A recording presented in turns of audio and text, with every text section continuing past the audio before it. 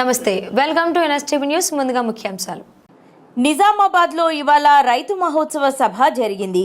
అయితే సభా ప్రాంగణం పక్కనే హెలికాప్టర్ ల్యాండింగ్ కావడంతో టెంట్లు కూలాయి. గాలి దుమారంతో స్వాగత తోరణం కూలింది. హెలికాప్టర్లో మంత్రులు తుమ్మల నాగేశ్వరరావు, జూపల్లి కృష్ణారావు, ఉత్తమ్ కుమార్ రెడ్డి, టీపీసీసీ ప్రెసిడెంట్ మహేష్ కుమార్ గౌడ్, షబీర్ అలీ ఉన్నారు. హెలికాప్టర్ గాలికి సభా ప్రాంగణం నుంచి రైతులు పరుగులు పెట్టారు. సభలో స్వల్ప తొక్కిసలాట జరిగింది. గాలి దుమ్ము ఒకేసారి రావడంతో సభలో కొంతసేపు అలజడి నెలకొంది.